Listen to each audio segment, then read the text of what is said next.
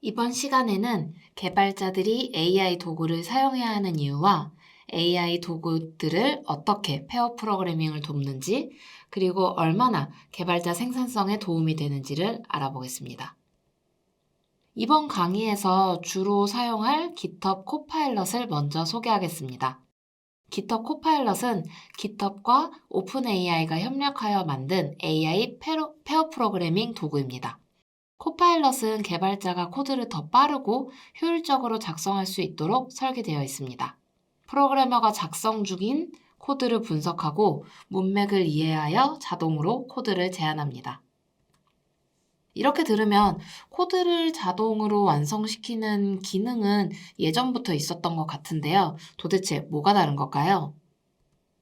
기존의 코드 완성 기능을 먼저 살펴보도록 하겠습니다.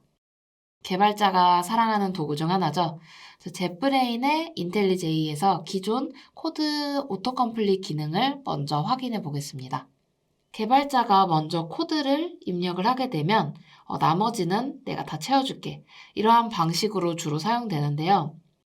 타임 매칭이라던가 혹은 대괄호가 열렸을 때 대괄호를 닫아준다든지 혹은 다른 곳에서 이미 정의된 클래스를 오토 임포트하듯 이런 것들을 보게 되면 개발자 입장에서는 나의 의도를 먼저 생각하고 그 문구를 시작하게 되면 그야말로 내가 타이핑하는 것과 가장 유사한 코드 문구를 추천해 줌으로써 자동으로 나머지가 완성되는 형태가 많습니다.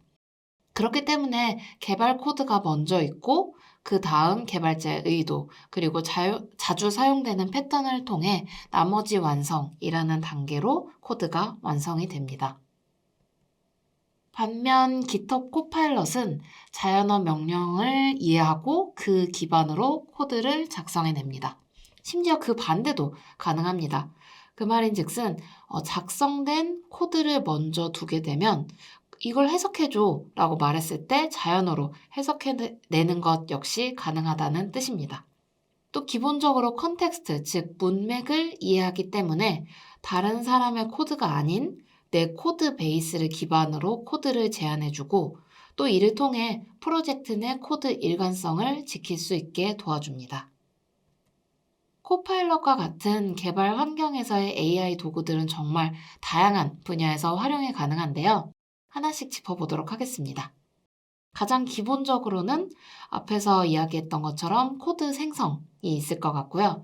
그뿐만 아니라 테스트 자동화, 혹은 이미 작성된 코드에서 개선점, 혹은 잠재된 버그, 문제 찾아내기, 그리고 쓸 때마다 고민되는 에러 메시지 작성하기, 혹은 개발 문서 작성하기 등과 같은 문서화 처리, 그리고 마지막으로는 개발 라이브러리나 프레임워크에 대한 질의를 자연어로 내가 원하는 방식으로 검색할 수도 있습니다. 이렇게 살펴보면 사실 우리 개발자들의 업무 범위, 그 모두라고 봐도 무방할 것 같습니다. 역시 그래도 예시를 보는 게 가장 좋겠죠? 한번 제가 만든 파이썬 코드를 짜는 모습을 보여드리도록 하겠습니다. 먼저 제가 원하는 결과물에 대한 요구사항을 주석으로 답니다. 저는 이메일을 검증하는 함수를 만들어 보고 싶었는데요. 이때 정규 표현식을 사용해 달라고 주석으로 전달을 해 보았습니다. 이메일이 아닌 경우에는 에러를 발생, 그리고 이때 에러 메시지는 이메일이 아닙니다로 만들고 싶습니다. 그리고 이메일인 경우에는 이메일 그 자체를 리턴을 하고자 합니다. 요구사항을 다 적은 다음 잠시 기다리면 코파일럿이 추천해주는 로직을 탭탭탭 누르다 보면 금방 코드가 완성됩니다. 정말 간단한 예시이긴 하지만 사실 실제 서비스를 운영하다 보면 나는 사실 자바 개발자인데 나는 주로 루비를 사용하는데 이렇게 운영상 필요한 것을 잠시 파이썬으로 혹은 다른 스크립트 언어로 운영을 위해서 일회용성으로 스크립트를 짜는 경우가 참 자주 있는데요. 사실 이러한 경우에는 제가 다시 스택 오버플로우를 찾아본다던가 구글링을 해본다던가 이런 식으로 계속 티키타카를 해보고 디버깅도 하고 삽질을 하는 경우가 참 많은데요. 이렇게 제가 원하는 요구사항만 적으면 코드를 모두 완성시켜주는 AI 도구. 앞서서 이야기했던 오토 컴플리트와는 굉장히 많이 다르다는 것을 아마 느끼셨을 것 같습니다. 여러분들은 앞과 같은 간단한 스크립트를 작성할 때 어떻게 하고 또 얼마나 걸리곤 하셨나요? 정규 표현식 같은 경우에는 특히 인터넷에 나와 있는 케이스와 나의 상황이 딱 맞지 않기 때문에 대부분 나의 상황에 맞게 다시 짜고 굉장히 간단한 요구 조건임에도 불구하고 삽질도 많이 하고 실제 예외 케이스에 부딪히게 되면서 계속 고치는 경우가 참 많았던 것 같습니다. 그럴 때 참 막막하기도 하고 아, 이거 금방 끝날 줄 알았는데 하면서 디버깅도 오래 걸리고 하는 경험 아마 많이들 있으셨을 것 같습니다. 돌아보면 알고 보면 쉽지만 자주 사용하지 않기 때문에 까먹는 그런 개발 지식들이 참 많은 것 같습니다. 과연 우리는 이러한 지식들을 모두 익히고 또 외우고 있어야 할까요? 예전에는 아는 것이 힘이다 라는 말이 있었습니다. 하지만 이제 우리는 지식이 싼 시대에 살고 있습니다. 그저 어떤 사실을 알고 있다는 것만으로는 이제 더 이상 큰 힘이 되어주지 않습니다. 특히 챗 GPT가 세상에 나온 이후로는 정말 그 힘을 더더욱 잃어가고 있는데요. 한 달에 20불이면 특정 지식뿐만이 아니라 여러 분야에 걸친 지식들을 질문 하나로 얻을 수 있게 되었습니다. 물론 이전에도 구글링을 통하여 지식을 찾을 수 있었지만 파편화된 지식들을 사람이 직접 찾고 읽고 또 내 상황에 잘 맞는지를 직접 프로토타이핑을 해봐야 했는데요. 사실 이제는 나만의 요구사항 그 자체를 검색창이 아닌 챗GPT에게 물어보게 되면 이 모든 요구사항들을 잘 편집해서 파편화되어 있는 지식들을 잘 모아서 심지어 내가 원하는 모양으로 얻을 수 있게 되었습니다. 저희는 이 모습을 앞에 프롬프트 엔지니어링을 통해 확인을 했었는데요. 단순 지식 양으로만 따졌을 때는 이제 저희가 앞으로 살펴볼 그리고 이미 봐온 이 모든 AI 도구들을 인간은 절대 이길 수가 없을 것 같습니다. 이러한 모습은 그저 단순 지식뿐만이 아니라 개발 쪽에서도 마찬가지인데요. 개발하면 절대 빼놓을 수 없는 곳이 바로 스택 오버플로우인데요. 이 스택 오버플로우가 챗GPT 공개 이후로 트래픽이 떨어지기 시작했다고 합니다. 항상 에러 메시지를 검색하고 수많은 스택 오버플로우 질문 중에서 나와 비슷한 상황 혹은 나와 같은 상황인 것이 어떤 것인지를 찾고 또 찾은 코드를 내 로컬에서 다시 디버깅하고 다시 찾고 하던 시절은 이제 끝나가는 모습입니다. 그럼 이러한 상황에서 우리가 갖추어야 할 무기는 과연 무엇일까요? 개발자로서 우리가 문제를 정의하고 해결하는 능력, 그야말로 지식이 아닌 기술을 가진 사람이 되어야 할 것 같습니다. 이제는 몽고DB가 뭔지를 아는 게 중요한 게 아니라 내가 풀려고 하는 문제에서 몽고DB가 잘 맞는 솔루션인지를 판단하고 또 다른 대안점이 있다면 어떤 솔루션이 더 우리 상황에 적합한지를 판단하는 것이 더 중요한 시점이 되었습니다. 저는 개발자가 그저 코딩을 하는 사람이 아니라고 생각합니다. 물론 이 코딩을 통해 문제를 해결할 수도 있고, 혹은 AI 모델을 이용해서 문제를 풀 수도 있고, 혹은 이제는 프롬프트, 즉 자연어 지시만으로도 문제를 풀 수 있는 그런 사람이 바로 개발자라고 생각을 합니다. 테슬라를 예로 들어보겠습니다. 이제 테슬라 하면 그저 전기 자동차가 아닌 오토파일럿, 자율주행을 모두 떠올릴 것 같은데요.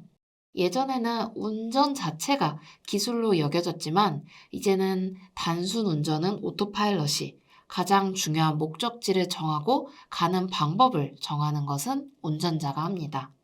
개발자가 문제를 푸는 데 있어서도 동일하다고 생각을 합니다.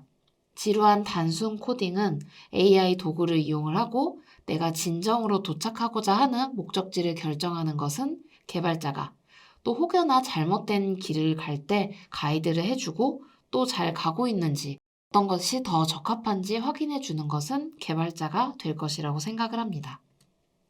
그러면 앞서서 했었던 그 질문으로 다시 돌아가서 AI 도구가 개발자를 어떻게 돕는 것일까요? 그리고 그 안에서 페어 프로그래밍은 과연 어떤 것을 의미할까요? 저는 이 AI 도구와의 페어 프로그래밍은 결국 개발자의 생산성을 증대시키기 위한 행동이다라고 생각을 합니다. 그러면 여기서 말하는 개발자 생산성은 어떤 것이며, 우리의 생산성을 떨어뜨리는 것들은 어떤 것들이 있는지 하나씩 살펴보도록 하겠습니다. 사실 저는 이 오랜 시간 동안 개발자를 하면서 정말 이 직업은 너무 신나고 너무 재밌고 새로운 기술이 나올 때마다 정말 재밌지만 개발을 업무로서 할 때는 항상 즐거운 일만 있었던 것은 아닌 것 같습니다. 오히려 개발의 재미를 발목을 잡는 그러한 좀 지루하고 어려운 요인들이 참 많았던 것 같은데요. 한 4가지 정도쯤으로 정리를 해볼 수 있을 것 같습니다. 첫 번째는 컨텍스트 스위칭입니다. 이제 여러 작업들이나 프로젝트를 진행을 할 때 이 하나하나를 전환할 때마다 발생하게 되는 집중력과 생산성 손실입니다.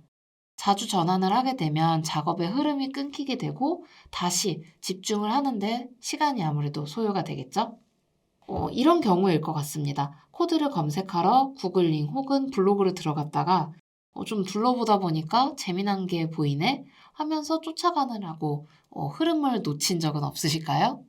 두 번째는 코드 이해입니다. 새로운 코드 베이스를 이해하거나 복잡한 로직을 분석하는 과정이 굉장히 많은 시간이 소요가 되고 이 안에서 코드의 의도와 구조를 파악하는데 어려움이 발생을 하게 되고 이때 개발자들의 흥미도가 많이 떨어지게 되는 것 같습니다. 다음은 코드 검색입니다. 필요한 정보나 기존 코드를 찾기 위해서 시간을 소비하게 됩니다. 특히 적절한 문서가 없거나 코드 베이스가 너무 방대한 경우에는 이 검색 시간이 굉장히 오래 걸리곤 합니다. 마지막으로 디버깅입니다. 버그를 식별하고 수정하는 과정이 길어지면 길어질수록 사실 굉장히 복잡해지고 여기서 재미가 많이 떨어지게 되는 것 같습니다. 특히 이제 문제 원인을 찾고 또 그 해결책을 구현하는 과정에서는 정말 삽질이라고 하죠. 예상 시간보다 길어지게 되면 여기서 생산성이 많이 떨어지게 됩니다.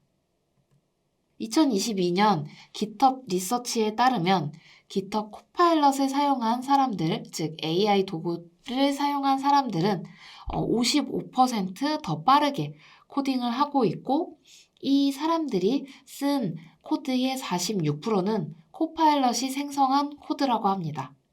이 말인즉슨 AI 도구를 이용한 개발자는 안 쓰고 있는 개발자들보다 55% 빠르게 달려가고 있다는 뜻일 것 같습니다. 조금 더 자세히 둘러보도록 하겠습니다. 95명의 개발자를 두 그룹으로 나눠서 한쪽은 코파일럿 사용, 한쪽은 사용하지 않았을 때로 나눴을 때 동일한 업무 기준으로 보았을 때도 이미 완성 퍼센티지에서도 그리고 모든 업무를 끝내는 데 걸린 시간에서도 많은 차이가 나는 모습을 보실 수 있습니다.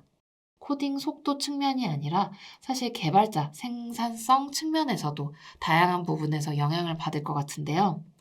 사실 개발이라는 게 퀄리티도 워낙 중요하기도 하고 또 개발을 개발자가 하기 때문에 이 사람의 만족도도 굉장히 중요할 것 같습니다. 그래서 코파일럿은 이렇게 2가지를 더 중요하게 보고 있는데요. 첫 번째는 개발자의 만족도입니다. 베타 테스트 사용자들에게 질문을 해보았을 때 AI 도구를 사용한 사람들의 경우 60에서 75%의 사람들이 더 성취감을 느꼈고 좌절감을 덜 느꼈다고 합니다. 그뿐만 아니라 멘탈 에너지에서도 절약이 있었다고 하는데요.